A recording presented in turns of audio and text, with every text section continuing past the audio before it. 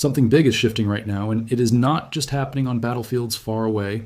It is moving quietly through the global money system that touches your paycheck and your savings. You may think this is just another overseas conflict, but the real story is about oil, debt, and power, and how all of it connects back to your life. When missiles fly in the Middle East, markets in New York and London feel it within seconds, and so does your retirement account. That sounds dramatic, but this is how the system works in a world tied together by trillions of dollars moving every hour. According to public reports, military strikes have expanded across several countries, pulling in powerful nations with massive budgets and global reach. Leaders like Donald Trump speak confidently about strength and speed, but markets do not run on confidence alone. Markets run on stability, and stability is starting to look fragile. This is the part that should make you pause and take a slow breath.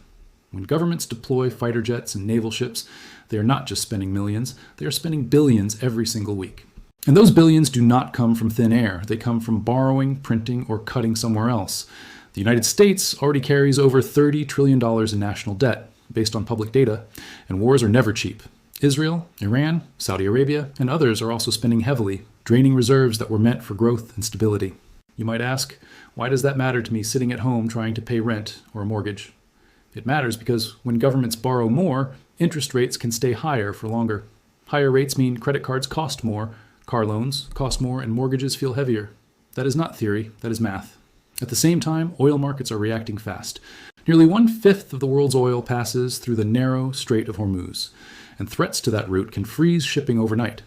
When oil jumps $10 a barrel, gas at your local station can rise by about 20 to 30 cents. That small number adds up when you drive every day to work. Billionaires like Elon Musk can absorb a spike in fuel or shipping costs without changing their lifestyle. But for a warehouse worker in Ohio or a nurse in Texas, that extra $50 a month matters. This is where the quiet pressure begins. Companies that depend on fuel, airlines, delivery firms, food producers, all face higher costs. They can either eat those costs or pass them to you.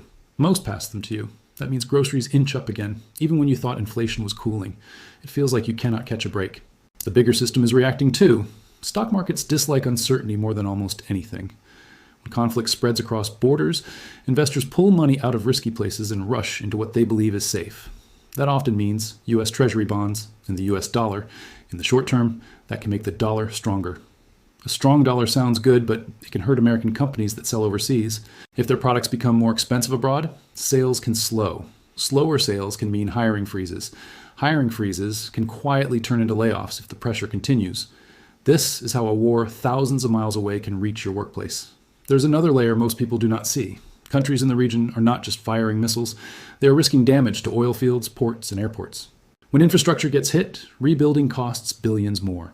Saudi Arabia, Qatar, Kuwait, and others could face repair bills that strain their budgets. Iran's economy is already under heavy sanctions, and deeper damage can shrink it further. A shrinking economy means less trade with the rest of the world. Less trade means slower global growth. Slower growth affects stock prices, retirement funds, and pension systems. Think about someone like Warren Buffett, who manages hundreds of billions of dollars. He can shift money from one sector to another in minutes. You cannot move your entire retirement account every time headlines change. That is the difference between managing billions and managing one paycheck. And that difference is what makes this moment feel heavy. According to reports, military officials claim rapid progress and control of the skies. But control in war does not mean control over economic shockwaves. Even if air defenses are strong, oil tankers can hesitate. Even if leaders say the mission will be short, markets price in the risk of it lasting longer. The longer conflict drags on, the more money gets burned. Burned money often turns into printed money. Printed money can weaken purchasing power over time. That means your savings buy less. This is not about panic. It is about understanding pressure. Governments may say this is not another Iraq or Afghanistan. They may promise no long occupation and limited ground troops. That may be true. But even a limited conflict in a key oil region has outsized economic impact. The global system today is more interconnected than it was in the early 2000s. Supply chains stretch across continents. A drone strike on a port can delay shipments to Europe and the United States. Delayed shipments mean factories wait. When factories wait, workers get fewer hours. Fewer hours mean smaller paychecks. You can see how the chain forms. It starts with a headline about missiles. It ends with you checking your bank balance. And here is something even more important. Countries watching this conflict are recalculating their alliances and spending plans. Nations in Europe may increase defense budgets by tens of billions of dollars. That money has to come from somewhere, often through higher borrowing. Higher global borrowing can keep worldwide interest rates elevated. Elevated rates slow housing markets. Slower housing markets reduce construction jobs. Reduced jobs lower consumer confidence. Confidence is fragile, and once it breaks, it is hard to rebuild. At the same time, energy companies may see short-term profits if oil rises sharply. Shareholders of those firms could benefit, but benefits are uneven. Oil producers gain while consumers pay more. Defense contractors may receive new contracts worth billions. Taxpayers ultimately fund those contracts. Every country involved faces losses. Iran risks deeper economic isolation and infrastructure damage. Israel faces security costs and potential tourism collapse. Gulf states risk oil facility damage and capital flight. The United States risks higher debt and political division, and you risk higher prices and slower wage growth. This is why what looks like a distant war may quietly become your financial problem. Let us go one layer deeper, because the real shift is not just bombs and headlines, it is how the money machine of the world is starting to strain. When powerful nations move aircraft carriers and long-range bombers, they are also moving billions of dollars in operating costs every single day. A single modern fighter jet can cost tens of thousands of dollars per hour just to fly, and that does not include missiles that cost millions each. When you hear about hundreds of targets being hit, understand that each strike carries a price tag with many zeros. That money is added to already massive defense budgets measured in the hundreds of billions. The United States spends more on defense than the next several countries combined, according to public data. Countries in the Gulf region are also increasing spending fast to protect cities, oil fields, and airports. Iran, already under pressure from sanctions, must fund both defense and basic services for its people at the same time. This is where economic stress quietly builds under the surface. War spending does not create new wealth, it shifts money from future growth into present survival. When survival becomes the focus, long-term investment often slows down. Slower investment means fewer new factories, fewer startups, and fewer new jobs. That is how global growth can cool, even if your local news sounds calm. Now think about oil again, because oil is the bloodstream of the modern economy.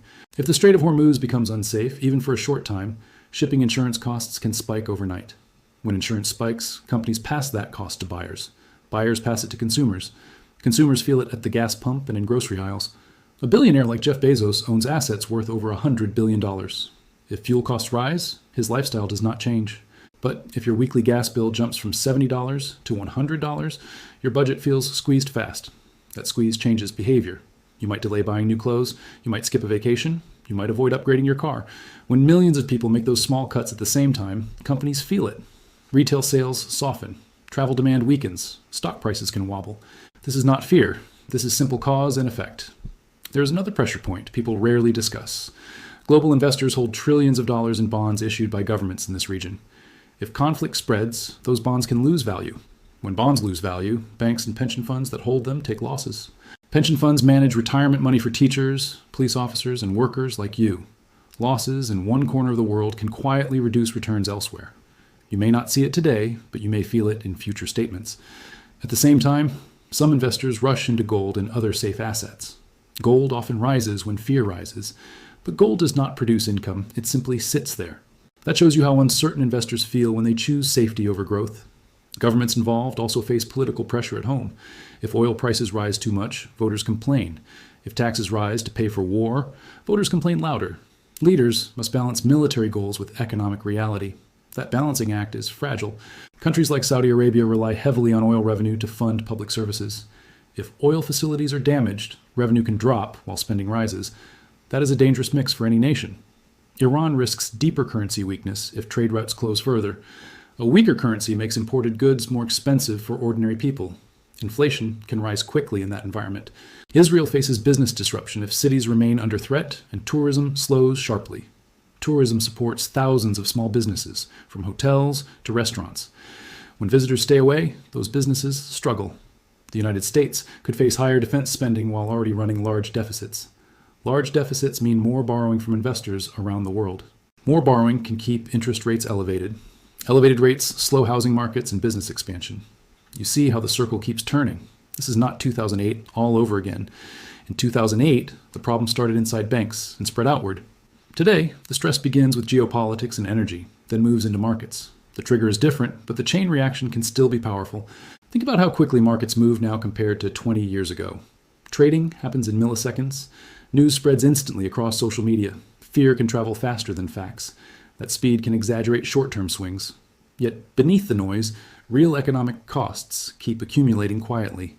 Defense companies may receive contracts worth tens of billions of dollars. Share prices in that sector can rise.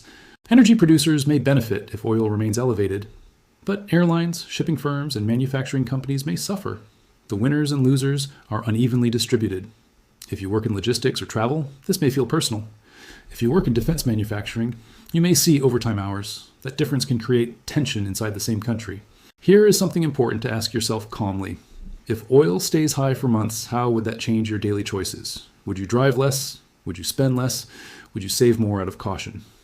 I want you to pause and think about that and tell me in the comments how rising fuel costs would change your routine.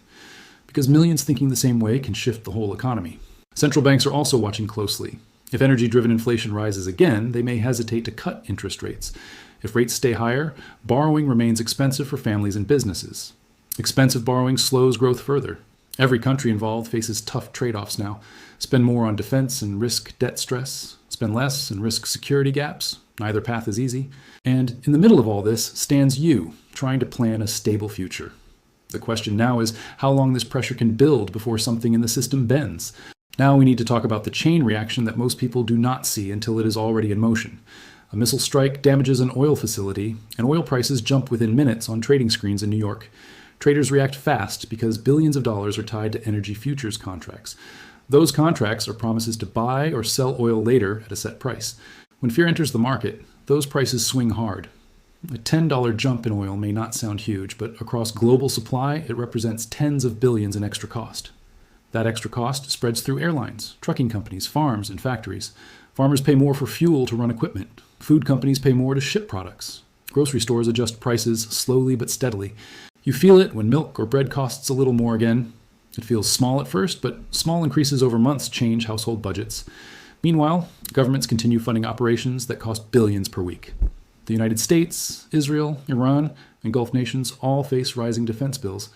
Based on public data, even a short modern conflict can cost tens of billions quickly. If it stretches longer, costs can move into the hundreds of billions. That money is usually borrowed. Borrowed money increases national debt. Higher debt can pressure credit ratings over time.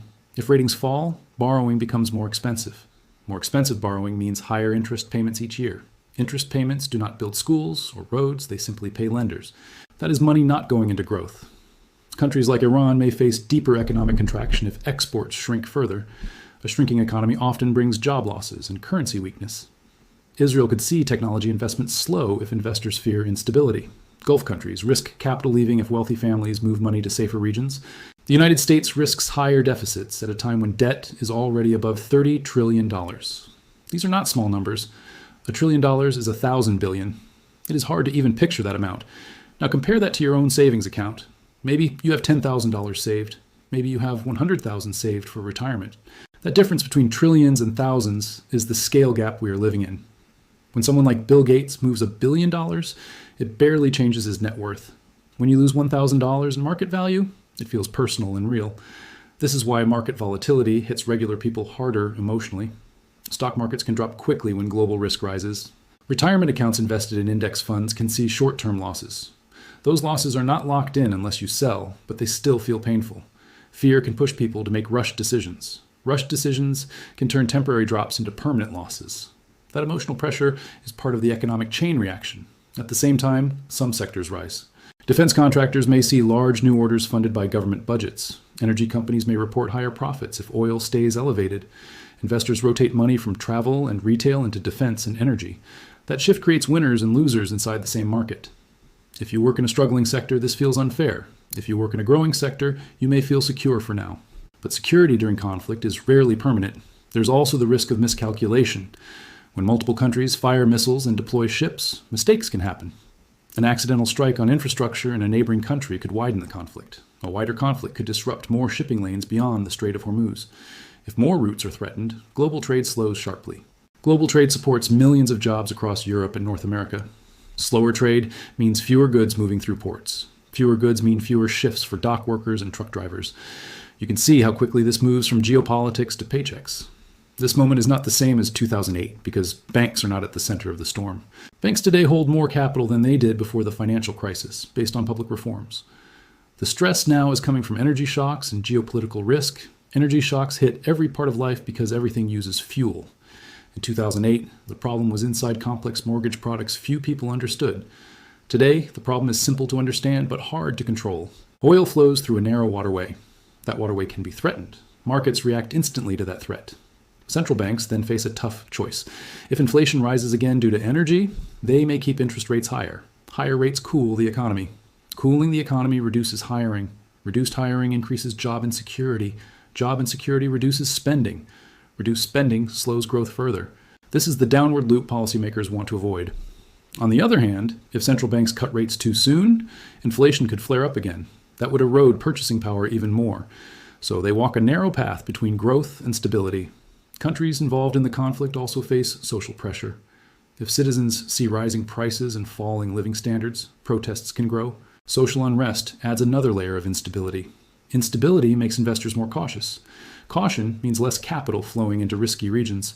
Less capital means slower rebuilding after damage. Slower rebuilding keeps economies weak longer.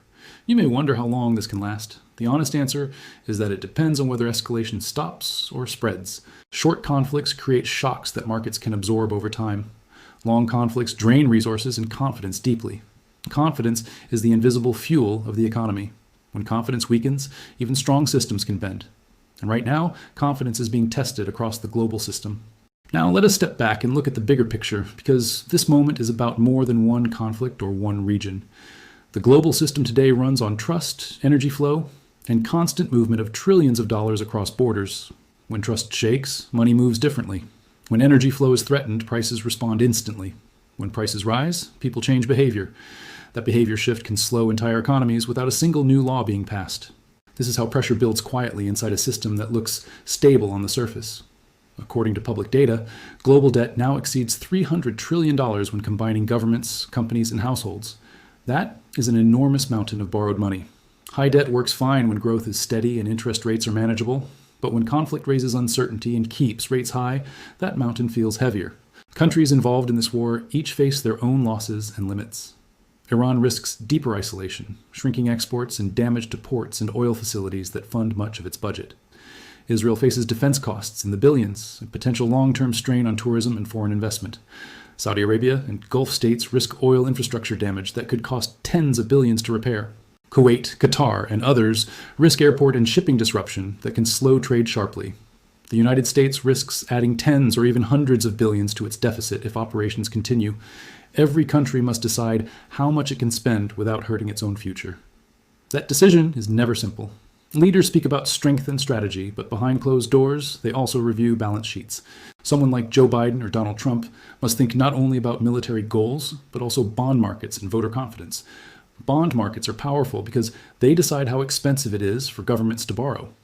If investors demand higher interest to lend money, governments pay more each year just to service debt. More interest payments mean less room for healthcare, education, and infrastructure. That affects everyday life slowly but steadily. Now think about how this touches you directly.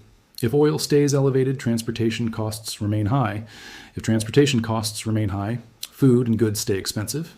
If goods stay expensive, inflation cools slower than hoped. If inflation cools slower, central banks hesitate to lower interest rates. If rates stay higher, mortgages and credit remain costly. Costly credit slows housing markets. Slower housing markets reduce construction jobs and home values.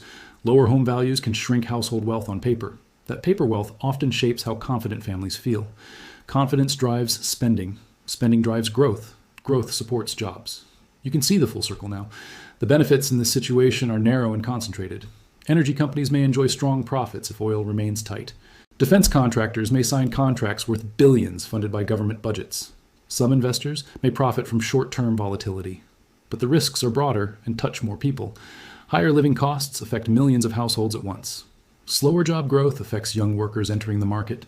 Retirees relying on fixed income feel the squeeze of rising prices. Savers earn more interest now than a few years ago, which is a small relief. Yet that relief can be offset if inflation stays stubborn. This is a mixed picture, not a simple story of doom or boom. It is important not to panic. Panic creates poor decisions. Calm awareness creates better ones. So what should you watch next? Watch oil prices closely because they are the fastest signal. Watch shipping activity in key routes because delays show real disruption. Watch government bond yields because rising yields signal stress in borrowing.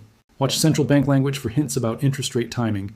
These quiet signals often matter more than loud headlines. You do not need to react to every rumor. Focus on patterns, not noise.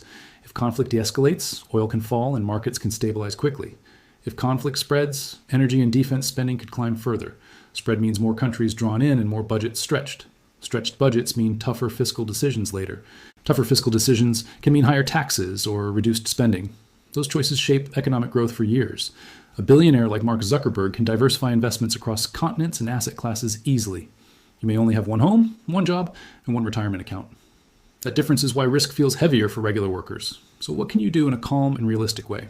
First, review your monthly expenses and understand where fuel and energy costs hit hardest. Second, build or protect an emergency fund if possible. Even small, steady additions help. Third, avoid making rushed investment moves based on fear alone. Markets rise and fall, but emotional selling often locks in losses. Fourth, reduce high interest debt where you can, because expensive debt becomes heavier in uncertain times. Fifth, keep learning about how global events connect to daily finances. Knowledge reduces anxiety. Anxiety clouds judgment. Remember that economies are resilient, but they adjust slowly to shocks. This moment is not the end of the system, but it is a stress test. Stress tests reveal weaknesses and strengths at the same time. Governments may adapt strategies to avoid deeper escalation. Energy markets may find alternative routes or increased production elsewhere. Technology and renewable energy could gain renewed attention as countries seek independence from fragile supply lines. That shift could create long-term opportunities, even if short-term pain exists. History shows that after major shocks, systems often reorganize rather than collapse. But reorganization can be uncomfortable while it happens. You may feel that discomfort in higher bills or slower wage growth. The key is not to ignore it and not to exaggerate it. Stay steady while others swing between fear and denial. Understand that trillions move at the top, but your decisions still matter at the bottom. A stable household is the strongest defense against global instability. The world's financial system is under pressure right now, but pressure does not always mean breaking. What happens next depends on choices made by leaders, markets, and by people like you who stay calm and prepared. If you can see that this is not just a distant war, but something that could slowly affect your job, your savings, and your future, then type, "I'm paying attention." Share this with someone who still thinks this won't touch their life, because system pressure becomes dangerous when ordinary people ignore it. And if you want a deeper breakdown of what could happen next in markets, oil, debt, and the global system, comment. Explain the next move.